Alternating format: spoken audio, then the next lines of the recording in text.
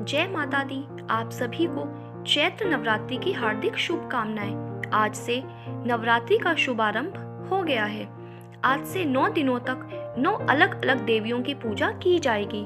शास्त्रों के अनुसार नवरात्रि के पहले दिन माँ शैलपुत्री की पूजा की जाती है। शैलपुत्री माता को उमा, सती और हेमवती आदि नामों से भी जाना जाता है। माँ शैलपुत्री का वाहन वृषभ है। माता के माथे पर चंद्रमा सुशोभित है और उन्हें सफेद रंग प्रिय है, इसलिए माँ शैलपुत्री की पूजा में उन्हें सफेद रंग के ही वस्त्र, पुष्प, गाय का घी और मिठाई अर्पित करें। मान्यता है कि विधिवत माँ शैलपुत्री की पूजा से जीवन में शांति और सुख समृद्धि का वास होता है। वहीं माँ शैलपुत्री के पूजन के पश्चात मंत्र जाप, आरती और कथा पढ़ना भी जरूरी माना गया है। तो आइए जानते हैं माँ शैलपुत्री की कथा। पौराणिक कथा के अनुसार एक बार प्रजापति दक्ष ने अपने घर पर यज्ञ का आयोजन करने का सोचा, तो उन्होंने सभी देवी देवताओं को अपने यहाँ आने का निमंत्रण भेज दिया। लेकिन राजा दक्ष ने भगवान शिव को नहीं बुलाया।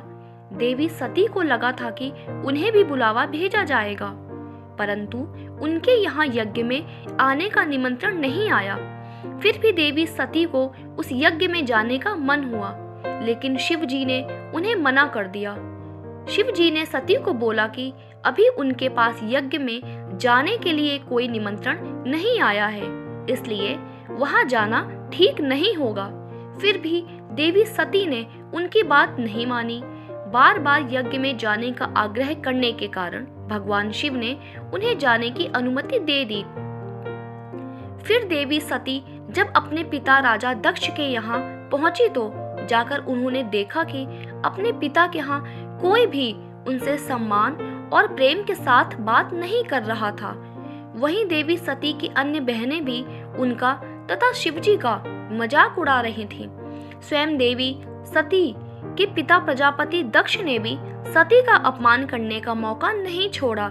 इस प्रकार वहां मौजूद सभी लोग सती के साथ रूखा व्यवहार कर रहे थे। लेकिन जब सती जी की माता ने अपनी बेटी को देखा तो प्यार से गले लगा लिया, परंतु अन्य सभी का ऐसा व्यवहार देखकर सती बहुत ही दुखी हो गई। तब अपना और अपने पति शिव जी का अपमान उनसे सहन ना हुआ। इसके बाद इस अपमान से अत्यंत दुखी होकर सती ने उसी समय वहां यज्ञ की अग्नि में कूदकर स्वयं के प्राण त्याग दिए। जैसे ही भगवान भोलेनाथ को इस बात की जानकारी हुई तो वे भी बहुत दुखी हो गए। उसके बाद दुखी भगवान शिव क्रोध से आग बबूला होते हुए राजा दक्ष के यहाँ गए और तुरंत यज्ञ को ध्वस्त कर दिया। मान्यता है कि इसी सती ने फिर हिमालय की पुत्री शैलपुत्री के रूप में जन्म लिया। तो दोस्तों, आज की ये कथा यही विराम होती है। उम्मीद करती हूँ कथा आपको पसंद आई होगी। जय माता दी।